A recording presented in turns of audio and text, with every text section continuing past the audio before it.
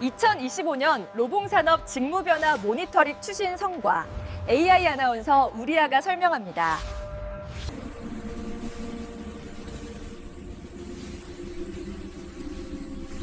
여러분, 로봇을 만든다 하면 보통 어떤 모습이 떠오르세요? 아마 대부분 기계나 모터가 윙윙 돌아가는 그런 거에 생각하실 텐데요. 근데요, 인공지능 시대에는 그 모습이 완전히 달라지고 있거든요. 오늘은 한국의 실제 사례를 통해서 로봇 산업의 미래, 그리고 더 나아가 우리 일자리의 미래가 어떻게 바뀌고 있는지 한번 깊숙이 들여다보겠습니다. 자, 그럼 그 변화의 핵심이 뭘까요? 바로 로봇의 새로운 두뇌라고 할 수 있는데요. 어쩌면 우리가 지금까지 생각해왔던 로봇 전문가라는 말의 뜻 자체를 이제는 완전히 다시 써야 할지도 모릅니다. 자, 여기 이걸 보시면 변화가 확 느껴지실 거예요. 옛날에는 말이죠, 기어가 맞물리고 모터가 돌아가는 그런 하드웨어가 전부였잖아요. 근데 지금은 보세요. 알고리즘, 윤리, 데이터 플랫폼, 이런 소프트웨어, 그러니까 지능이 로봇의 심장이 된 겁니다. 이건 그냥 기술이 좀 좋아졌다 이런 차원이 아니에요. 아예 산업의 판 자체가 바뀌고 있다는 신호인 거죠. 이렇게 산업이 원하는 게 확 바뀌어버리니까 당연히 아주 큰 질문이 따라올 수밖에 없겠죠. 아니 그럼 미래에 필요한 사람들은 도대체 어떻게 키워내야 하는 거지? 바로 이 고민이 산업계 전체를 뒤덮기 시작한 겁니다. 이게 그냥 그럴 수도 있겠다 하는 상상 속 얘기가 아닙니다. 바로 2025년 대한민국에서 실제로 일어난 일이에요. 산업계, 정부, 그리고 학계의 리더들이 이 정말 중요한 질문에 답을 찾겠다고 다 같이 머리를 맞댄 거죠. 바로 이 질문이었습니다. 미래의 직업이 지금과는 완전히 다른 모습이라면 우리는 오늘 아이들에게 또 현장의 인력들에게 무엇을 가르쳐야 하는가? 이게 모든 논의의 시작점이었고 또 가장 빨리 답을 찾아야만 했던 숙제였던 거죠. 그래서 시작된 게 바로 국가적인 차원의 프로젝트 2025 로봇 산업 직무 변화 모니터링입니다. 목표는 아주 명확했어요. 그냥 손 놓고 변화가 닥치게 기다리는 게 아니라 우리가 먼저 변화의 흐름을 읽고 한 발 앞서서 대비하자. 바로 이거였죠. 그러니까 이 프로젝트는요, 그냥 AI가 어떤 영향을 주는지 분석만 하는 게 아니었어요. 거기서 더 나아가서 새롭게 떠오르는 핵심 기술들을 딱 찾아내고 이걸 아예 국가적인 직업 기준에 콕 집어넣는 것까지 목표로 한 겁니다. 한마디로 문제 진단에서 끝나는 게 아니라 진짜 구체적인 해결책까지 만들어내려고 했던 거죠. 자, 그럼 이 거대한 분석을 통해서 과연 미래 직업에 어떤 비밀 암호를 풀어냈을까요?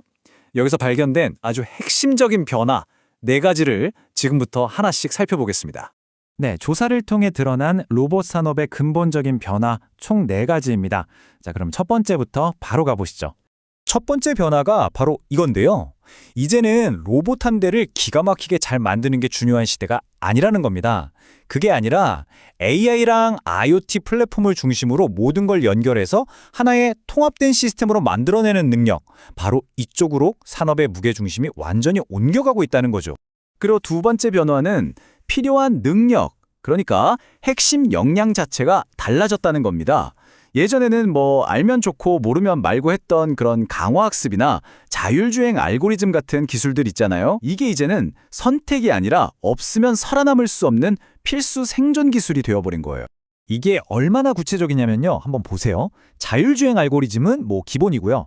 데이터를 기반으로 최적화하는 기술, 심지어는 사용자 경험, 즉 UX 디자인 능력까지 이런 것들이 전부 로봇 전문가가 갖춰야 할 핵심 역량으로 떠오르고 있는 겁니다.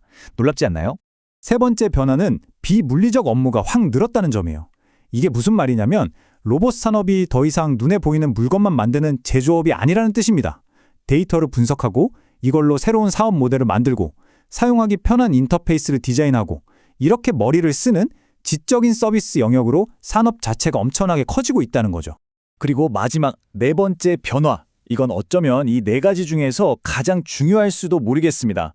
바로 윤리와 규제가 그냥 부수적인 게 아니라 기술의 아주 중요한 기둥이 되었다는 사실이에요. 이제 엔지니어라고 해서 코드만 잘 짜면 끝나는 게 아닙니다. 이 기술이 가져올 윤리적인 문제, 개인정보 보호 같은 복잡한 문제까지도 다룰 줄 알아야 한다는 거죠. 실제로 이 연구 보고서가 내린 결론이 이렇습니다. AI 윤리, 데이터 프라이버시, 그리고 자율성 같은 문제들을 다루는 능력이 이제 미래 인재의 필수 요건이 되었다. 와, 정말 강력한 메시지 아닌가요? 자, 이렇게 중요한 사실들을 알아냈습니다. 그럼 이제 이걸 그냥 그렇구나 하고 끝낼 순 없잖아요. 이 연구 결과를 어떻게 실제 행동으로 옮겼는지 그 청사진을 한번 들여다보겠습니다. 그 해답의 한가운데에 바로 국가직무능력표준, 우리가 흔히 NCS라고 부르는 게 있습니다. 이게 좀 딱딱하게 들릴 수 있는데 아주 쉽게 말하면요. 어떤 직업을 갖기 위해 뭘 알아야 하는지 국가가 딱 정해놓은 공인 레시피라고 생각하시면 편해요. 여기 표를 보시면 그 레시피가 어떻게 업데이트되고 있는지 바로 알 수 있습니다. 옛날 레시피, 그러니까 하드웨어 중심의 기준만으로는 이제 안 된다는 거죠. 그래서 로봇 시스템 기획, 설계, 통합 같은 새로운 직무 분야를 아예 공식적으로 짠 하고 만들어내는 겁니다. 산업이 변하는 속도에 맞춰서 국가 표준 자체를 뜯어 고치는 거예요. 그리고 이 새로운 레시피를 만드는 데 참여한 전문가 수가 무려 1,447명, 1,447명입니다. 와, 정말 어마어마한 규모의 협력이 있었던 거죠. 바로 이 사진이 그 증거입니다. 이런 새로운 표준들이 그냥 몇몇 사람이 사무실 책상에 앉아서 이게 좋겠다 하고 뚝딱 만들어낸 게 절대 아니라는 거죠. 실제 현장에서 뛰고 있는 수많은 전문가들이 한자리에 모여서 정말 치열하게 토론하고 머리를 맞댄 끝에 나온 결과물인 겁니다. 자, 그럼 이제 마지막으로 이 한국의 로봇 산업 이야기가 오늘을 살아가는 우리에게 도대체 왜 중요할까요? 나는 로봇이랑 상관없는데? 라고 생각하실 수도 있지만 사실 이건 모든 산업, 모든 직업에 적용될 수 있는 아주 중요한 교훈을 담고 있거든요.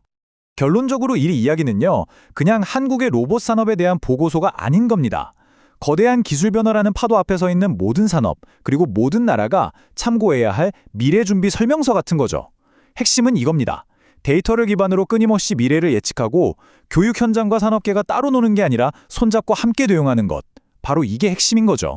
미래의 일자리는요, 먼 미래의 어떤 이야기가 아니라 바로 지금 이런 보고서들 속에서 한 줄 한 줄 쓰여지고 있습니다. 진짜 중요한 질문은 이거겠죠. 우리는 과연 그 내용을 제대로 읽어내고 있을까요? 여러분의 미래, 그리고 우리 아이들의 미래가 어디를 향하고 있는지 오늘 한 번쯤 깊이 생각해 보시는 건 어떨까요? 빛나는 순간들 마이쇼에서 함께하세요.